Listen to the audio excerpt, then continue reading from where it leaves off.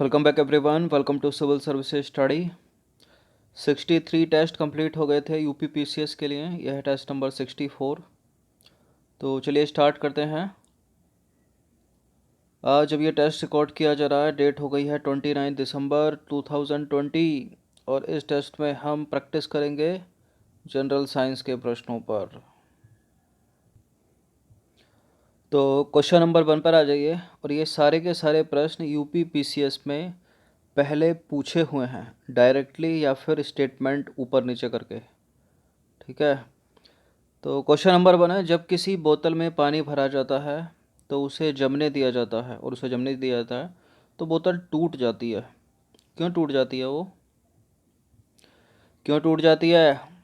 पानी गर्म करने पर फैलता है या पानी जमने पर फैलता है? बोतल हिमांक पर सिकुड़ती है, बोतल के बाहर का तापक्रम अंदर से ज़्यादा होता है। जब किसी बोतल में पानी भरा जाता है और उसे जमने दिया जाता है तो बोतल टूट जाती है, क्योंकि पानी जमने पर फैलता है। ठीक है। तो इसका आंसर क्या हो जाएगा? Option number A. पानी फैल रहा है, बोतल का साइज तो उतना ही है ना, तब फूटेगी। तो देखिए, जब किसी बोतल में जो है पानी भरा जाता है और उसे जमने दिया जाता है तो बोतल टूट जाती है, क्योंकि पानी जमने पर फैलता है। और जब द्रव्य की अवस्था परिवर्तित होती है, तो जैसे कि पानी हो गया, द्रव अवस्था से ठोस अवस्था में परिवर्तित होता है, तो उसका आयतन जो है बढ़ जाता है। तो ये भी आपको याद रखना है कि आयतन कहाँ बढ़ेगा कहाँ घटेगा। जबकि बोतल का आयतन जो है वो स्थिर रहता है, जिससे बोतल टूट जाती है। ठीक है। इसका एक अन्य उदाहरण है, शीत ऋतु में पानी के पाइप का पानी के जमने पर फट जाना। तो बोतल का आयतन स्थिर रहता है। ठीक है।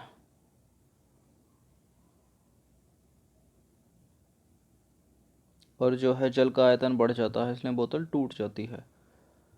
क्वेश्चन नंबर 2 पर आ जाइए। हृदय की धड़कन नियंत्रित करने के लिए निम्नलिखित में से कौन सा खनिज आवश्यक है? इंपॉर्टेंट है प्रश्न।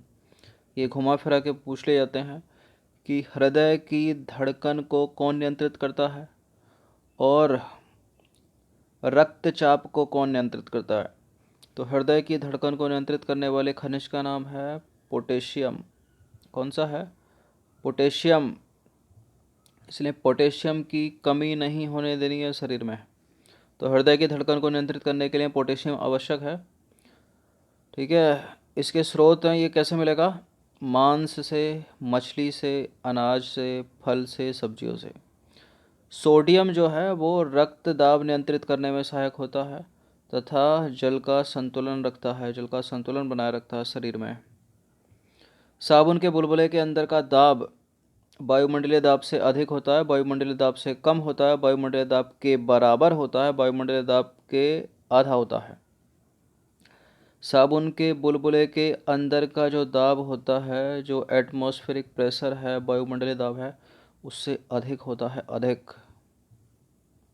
तो साबुन के बुलबुले के अंदर जो दाब है वो वायुमंडलीय दाब से अधिक होता है, याद रखिएगा। इतना ही काफ़ी है।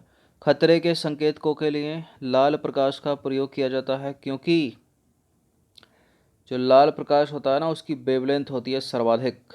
विवगी और आपने पढ़ा होगा। और जो इसकी स्कैटरिंग होती है वो होती है सबसे कम, मतलब न्यूनतम फैलता है ये, इसलिए दूर से दिखाई देता है बिल्कुल बिंदु की तरह। तो इसका किरण होता है वो कम होता है। तो यही इसका उत्तर सही हो जाएगा, यानी कम फैलता है। तो लाल रंग का वेवलेंथ सर्वाधिक होता है, मतलब इसकी तरंग दैर्ध्य जो होती है वो सर्वाधिक होती है, जो इसका प्रकीर्ण होता है वो सबसे कम होता है, और लाल रंग का विस्तार कम होता है। ठीक है।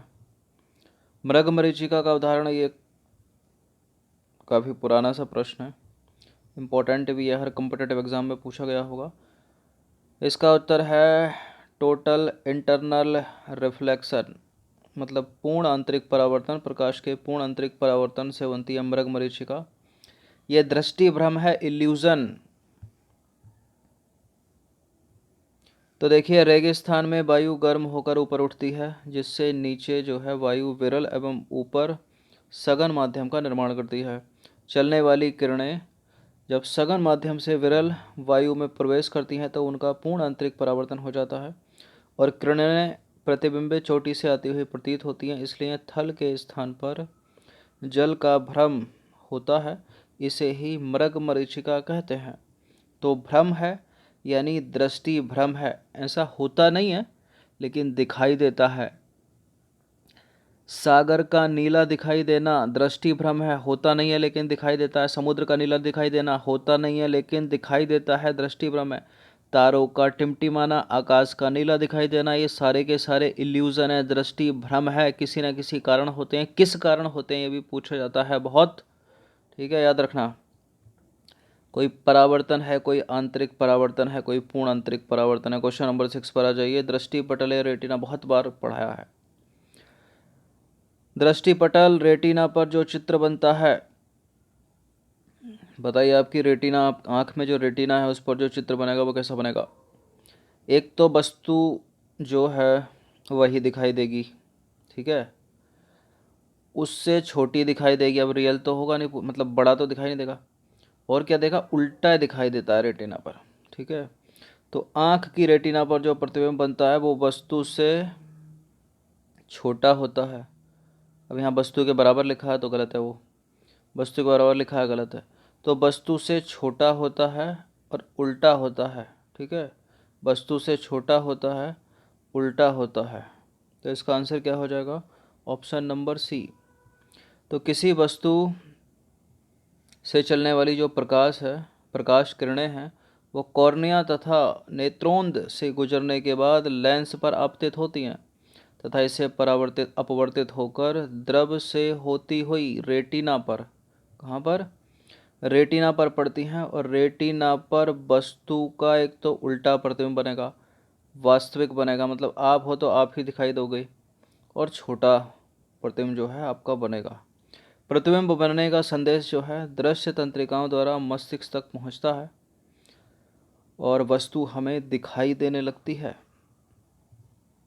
क्वेश्चन नंबर 7 पर आ जाइए। अग्नाशय को पाचक रस के उत्पादन के लिए उत्तेजित करने वाला हार्मोन्स कौन सा है।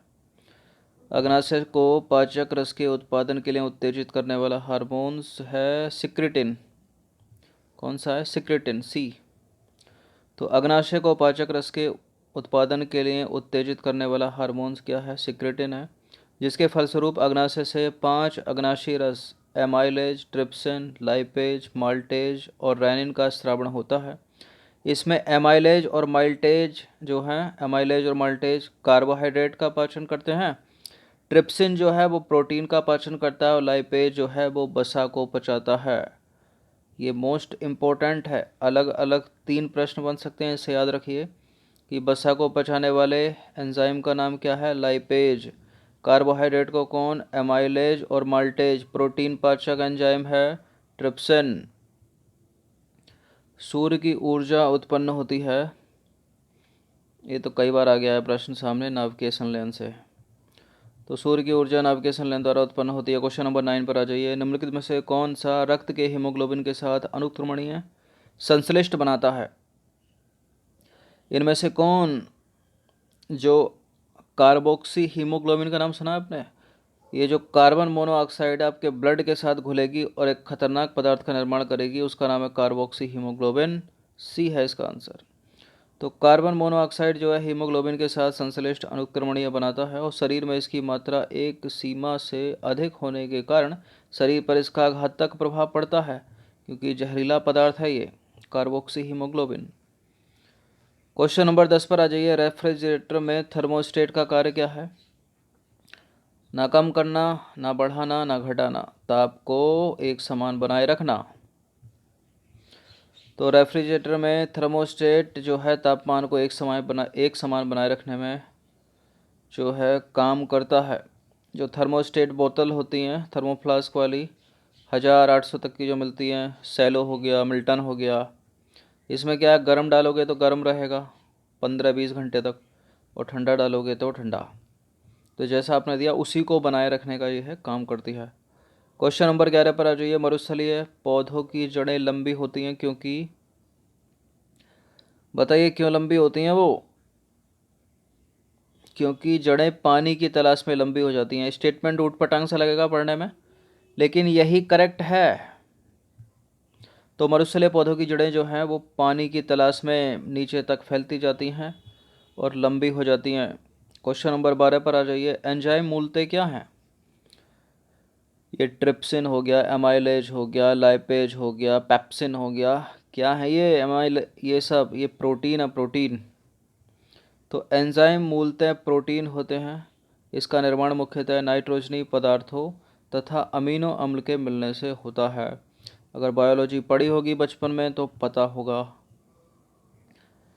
और डीप में उसकी आवश्यकता नहीं है, वैसे इतने भी काम हो जाना है। क्वेश्चन नंबर 13 पर आ जाइए। शरीर के किस भाग में पित्त का निर्माण होता है? मोस्ट इम्पॉर्टेंट क्वेश्चन है, इसको चाहे सीधे सीधे पूछ लो या स्टेटमेंट बनाकर पूछ लो। शरीर में पित्त का निर्माण, पित्ताशय की थैली लगाकर गलत मत कर देना इसको, लिवर में होता है, यकृत में।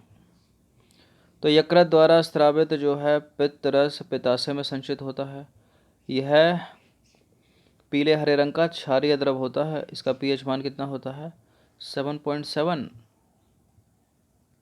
धातुओं के टुकड़ों को टांका लगाने वाला मिश्रण होता है, मतलब सोल्डर आयन जो होता है, जो इलेक्ट्रिक उपकरणों में जो टांका लगता है वो क्या होता है? लेड और टिन होता है ना, ये भी बताया कई बार। तो लेड और टिन मतलब ये बी हो जाएगा इसका आंसर, टिन और सीसा। तो धातुओं के टुकड़ों को जो सोल्डर आयन होता है, जो टांका लगाने वाला मिश्रण होता है, वो टिन और सीसा उसमें होता है। इसमें सीसा मतलब लेड होता है 68%, और जो टिन होती है वो होती है 32%। क्वेश्चन नंबर 15 पर आ जाइए। अंतिम प्रश्न की तरफ अग्रसर होते हैं हम। वायुदाब मापी की रीडिंग में अचानक गिरावट इस बात का संकेत है कि मौसम कैसा होगा? वायुदाब मापी की रीडिंग में अचानक गिरावट इस बात का संकेत है कि तूफानी होगा, तूफान आएगा। तो वायुदाब मापी की रीडिंग में अचानक गिरावट इस बात का संकेत है कि मौसम तूफानी होता है। और अलग अलग कॉम्पिटिटिव एग्ज़ाम में कई बार पूछा है ये प्रश्न, आप उसको याद रखिए, इतना ही सीधा सीधा। तो 15 प्रश्न थे ये, जनरल साइंस के, इम्पोर्टेंट है। अच्छे से इनकी प्रैक्टिस कर लीजिएगा, और जो आरआरबी का एग्ज़ाम देने वाले हैं उसको वो भी ये पढ़ सकते हैं। ठीक है, धन्यवाद।